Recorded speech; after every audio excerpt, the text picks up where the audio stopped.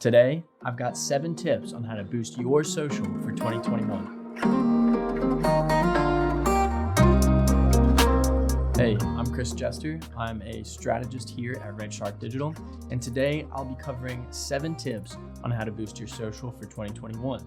Now, this is part 3 of our 3-part series that covers 21 total tips on how to boost your social going into 2021.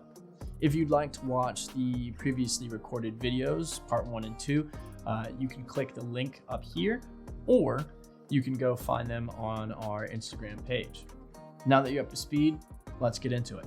Number 15 of 21, because 2 prior videos, 14, so 15 is to accumulate an aesthetic. Accumulating an aesthetic is sort of that identity, that mark that makes your profile yours. You know, it's very unique, it's you. So when people land on your page and they look across everything, it's almost uniform, but not. But it has that one thing that stands out and it resonates with them. This doesn't have to be anything crazy, you know, you don't have to do a watermark. Please don't do a watermark. You can do borders. If you take Emma Chamberlain Coffee, for example, she does these nice little scooped corners and it looks really nice on her feed. I haven't seen anybody else do that, but it works for her. And it, you know, borders work for other accounts too. It doesn't have to be borders. You can do an overlay. You can do a nice little visco grain and post, but just find something that's yours and it makes you stand out and make it your own. Get an aesthetic. Number 16, beautiful bio. Your bio is the first thing that a visitor sees when they come to your page. Now, a bio says a lot about you. Think of it as a handshake. It can be a firm handshake. It can be a somewhat limp, dainty handshake. It can be one of these really weird ones where they'll put their hand out like this and you'll hook and it's one of those. I don't think you want that. But it can be informal or very formal depending on what kind of business you are or what kind of page you're running in general. It's the first thing that somebody sees, so it's important. It's imperative that you spend time working on it. I typically like to use a little bit of emojis, something that actually represents and works with what your brand is.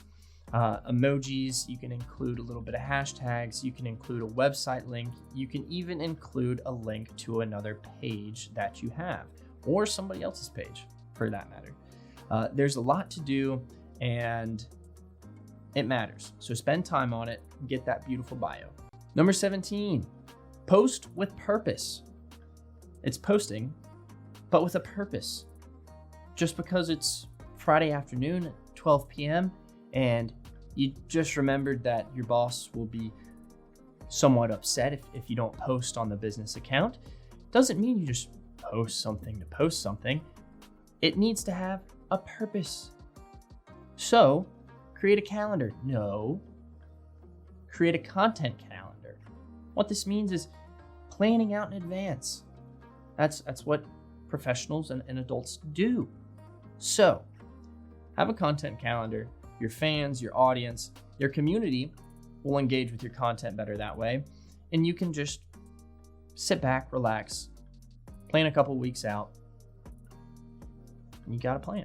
Number 18 is to just have fun with it. If you're not having fun and you're finding that piece of content that you're working on monotonous or a little bit boring to even finish, then the chances are your audience probably feels the same way you do about that piece of content. Now, in the creative industry, we call this burnout, in other words. Our solution is to take a step away from the project. Allow yourself to take in some outside inspiration, and if that doesn't work, you know, just let it marinate for a little bit and then come back to it with fresh eyes, and you should be peachy keen, ready to go and attack it and create something completely unique that's yours and your audience will, without a doubt, love it. All right, number 19 is influencers inflate. Everybody should know what an influencer is, hopefully today. An influencer is going to come in and they are going to fit directly into your niche and pretty much boost your brand message to your audience. You can do a micro influencer, or you can do something big, like Kylie Jenner or Kendall Jenner level. If you're going micro level, you can find people in your community that have a pretty good following and have developed a community around themselves. So you can have this nice, authentic message, and you can also target people within your community at the same time. Nice little bang for your buck. So influencer marketing, keep an eye out for it. It will be big in 2021. Okay, we've got one left. So let's cover number 20, which is don't forget to be social. You are on a social media platform. You have to be social. That means answering people's DMs. That means replying to comments and questions. That means tagging them in your posts. That means giving them a shout out. All of this lets the audience know that you're there for them because they are showing up for you.